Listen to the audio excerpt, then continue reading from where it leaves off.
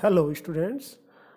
Uh, we have already discussed about the essential or elements of a valid contract.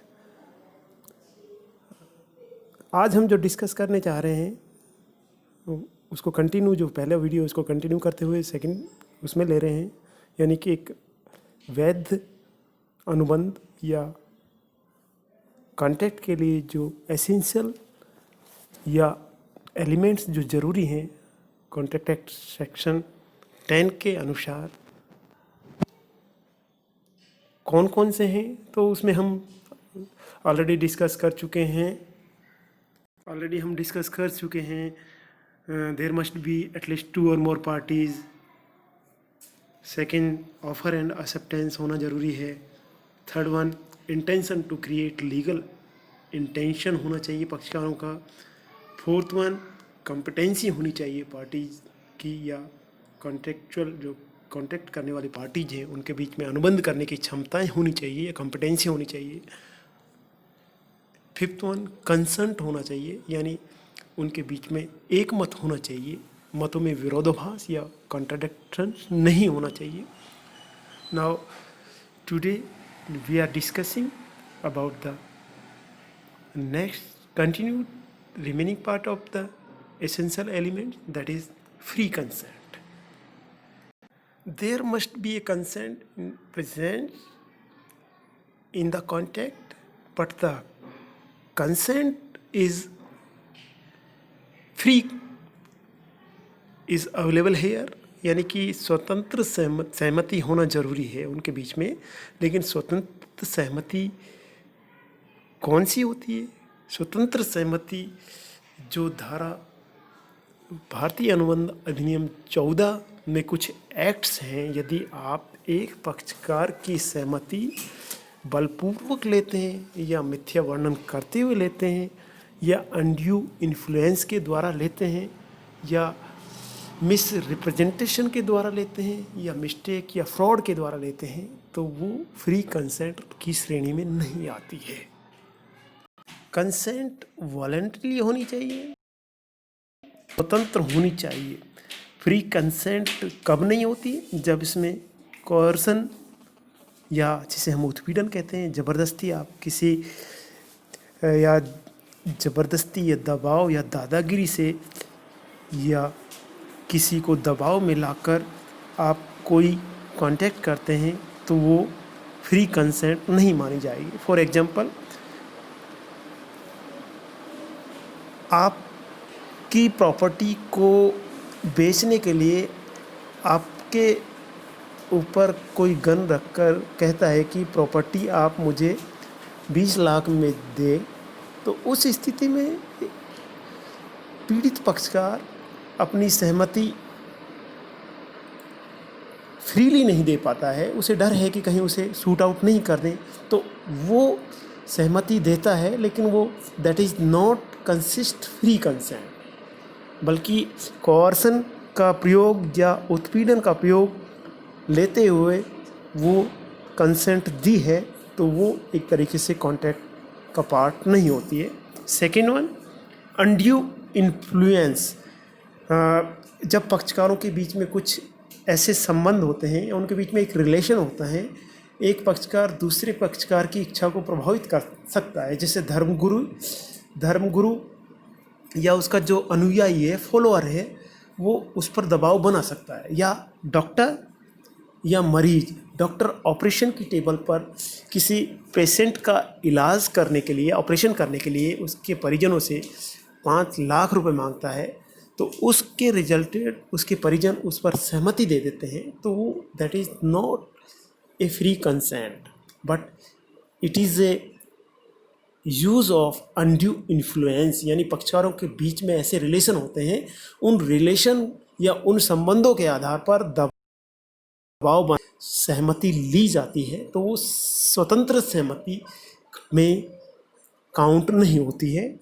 या हम कह सकते हैं कि पक्षकार उन अपने संबंधों का प्रयोग अनुचित सहमति या स्वतंत्र सहमति की एवज में लेकर कर अनुचित दबाव बनाते हुए उसकी सहमति लेता है, तो उस स्थिति में अनुचित दबाव कहा जाता है। और अनुचित दबाव के द्वारा कम्युनिकेट एक्सेप्टेंस कभी भी कॉन्ट्रैक्ट का हिस्सा नहीं बन पाती है। इसके अलावा फ्रॉड, आप किसी से उसकी सहमति लेते हैं, या कोई मिथ्या वर्णन जो आप ऑब्जेक्ट या जिस ऑब्जेक्ट को लेकर आप कॉन्टैक्ट कर रहे हैं उस ऑब्जेक्ट को आप मिस प्रेजेंटेशन कर रहे हैं। यानी आप कहते हैं कि मैं ये घोड़ा 10,000 में बेचने को तैयार हूँ, जिसने इससे पहले घुड़दौड़ में 10 पदक जीते हैं, जबकि हकीकत में ऐसा होता नहीं है। तो उस स्थिति में यानी कुछ मिथ्या वर्णन करते हुए दूसरे की पक्षकार की सहमति ली जाती है। That is not consist in free consent. That is mistake या गलती से आप कोई कंसेंट ले लेते हैं किसी की, तो उस स्थिति में वो फ्री कंसेंट नहीं मानी जाएगी।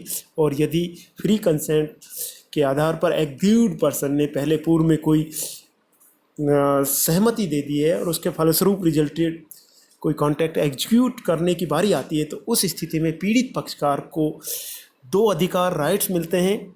या तो वो कोर्ट में जा सकता है, तो कोर्ट में जाने के फलस्वरूप जो कॉन्ट्रैक्ट है उसका ब्रीच या खंडन या रिवोकेशन मान लिया जाता है। या पक्षकार जब कोर्ट नहीं जाता है तो यह माना जाता है कि वह अनुबंध के निष्पादन के लिए तैयार है, यानी उसने अपनी विलिंग फ्री कंसेंट मानते हुए दे दी है। नेक्स्ट वन, लॉफुल कंसिडरेशन, यानी कि प्रतिफल होना चाहिए।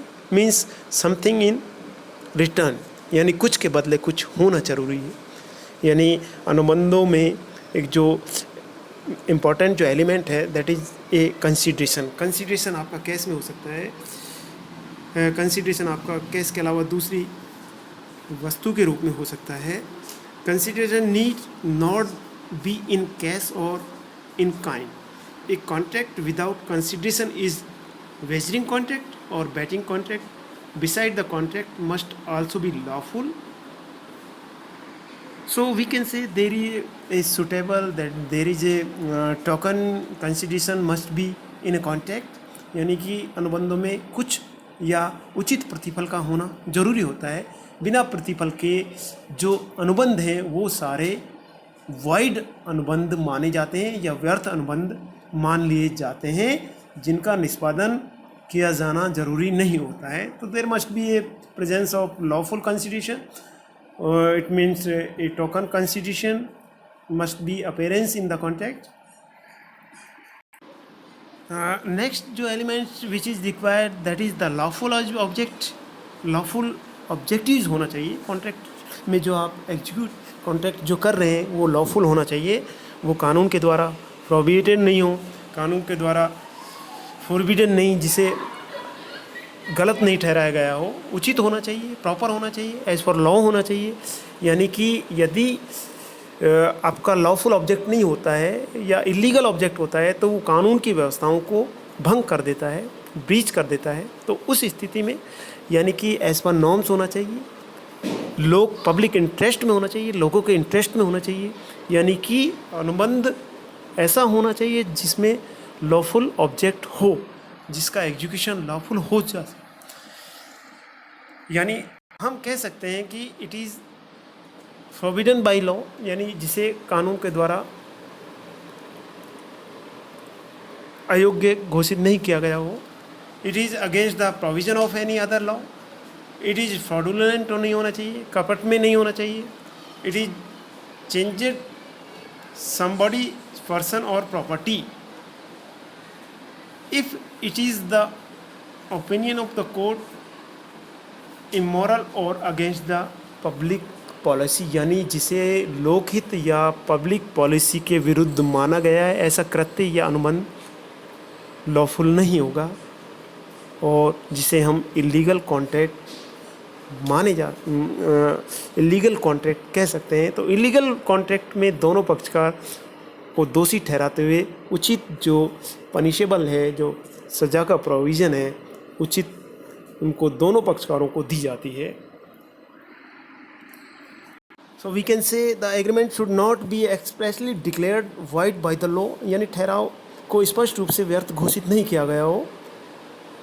वो ठहराव जो जिसे मान्यता दे दी जाती है वो कानून की व्यवस्थाओं को भंग कर सकता है। तो ज़रूरी है लॉफुल ऑब्जेक्ट होना ज़रूरी है, यानी कि कुछ एक जो ठहराव है जिससे बिजनेस में रुकावट डालने वाले हैं, व्यापार में रुकावट डालने वाले ठहराव हैं, या विवाह को रोकने वाले ठहराव हैं, या किसी प्रॉपर्टी या किसी की संपदा वेल्थ को नुकसान करने वाले ठहराव हैं, या किसी को जान से मारने की धमकी देने वाले ठहराव हैं, या किसी अवयस्क या अयोग्य व्यक्ति के साथ किए गए ठहराव हैं, वो उनके पीछे वो इलीगल होते हैं, उनके पीछे लॉफुल ऑब्जेक्ट्स या लॉफुल कंसिडरेशन नहीं होता है। तो वो सारे के सारे ठहराव एक्सप्रेसली वॉइड ठहराव की श्रेणी में आते हैं।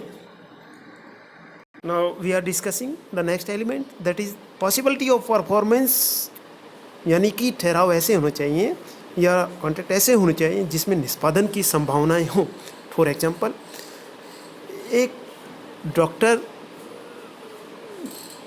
अपने मरीज़ या उसके पेरेंट्स, उसके जो फैमिली मेम्बर्स हैं उनको कहता है कि ये मर चुका है और इसके 2 करोड़ की एवज़ में 2 करोड़ लेने के बाद मैं इसको ज़िंदा कर देता हूँ। तो इस तरीके से कॉन्ट्रैक्ट जो एग्रीमेंट किए गए हैं उनकी एग्जीक्यूशन या परफॉर्मेंस नहीं हो सकती, तो वो सारे के सारे वॉइड कॉन्ट्रैक्ट की श्रेणी में आते हैं, यानी कि जिसके निष्पादन की संभावना नहीं हो और उन कॉन्ट्रैक्ट के बीच आप कॉन्ट्रैक्ट करते हैं तो वो कॉन्ट्रैक्ट वॉइड कॉन्ट्रैक्ट मान लिया जाता है।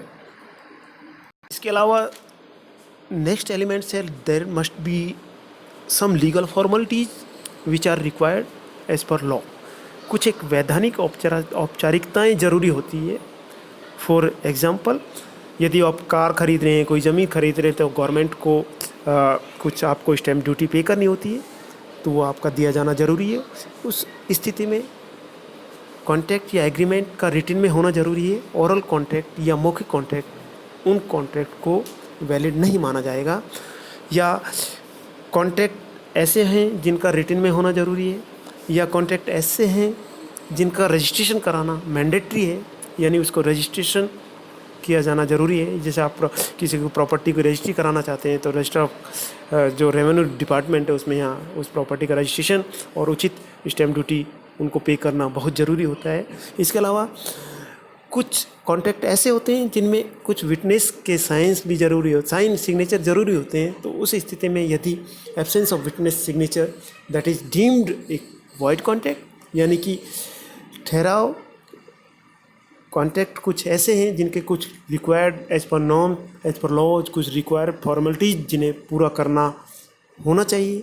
तो उस स्थिति में उन फॉर्मेलिटीज़ या औपचारिकताओं को पूरा करने किए बिना उन कॉन्ट्रैक्ट का एग्जीक्यूशन, निष्पादन संभव नहीं होता है।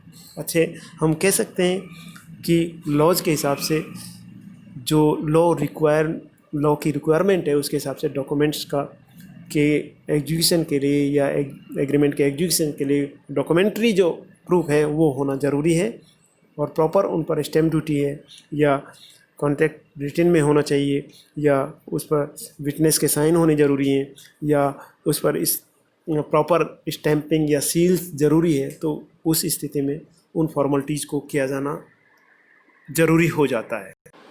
तो आज के टॉपिक्स में हम essential elements of a valid contract discuss कर चुके हैं। तो स्टूडेंट्स, नेक्स्ट वीडियो में हम टाइप्स ऑफ कॉन्ट्रैक्ट्स यानी अनुबंध कितने प्रकार के होते हैं वो डिस्कस करेंगे। तो सभी को बहुत बहुत धन्यवाद। Thanks to all. ओके।